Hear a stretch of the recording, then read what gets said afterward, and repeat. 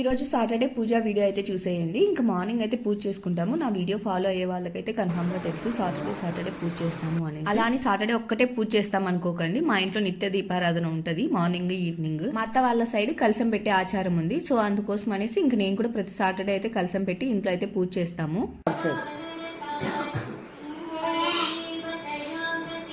Saturday పూజ చేస్తాం కదా, అందుకోసం అనేసి ఇంకా గడప దగ్గర కూడా దీపాలు అయితే పెట్టేశాను. నా ముగ్గు ఎలా ఉందో కామెంట్ చేసేయండి. కొబ్బరికాయ ఎలా కొట్టాలంటే పీచు ఉంటుంది కదా, అది పీచు పైకి పెట్టి కొట్టాలంటే మాకు కూడా ఈ మధ్య తెలిసింది. అందుకే మేము కూడా ఇదే ఫాలో అవుతున్నాం. అగరబత్తులు కూడా 2, 4 అలా పెట్టకూడదంట, 3, 5 అలానే పెట్టాలంట.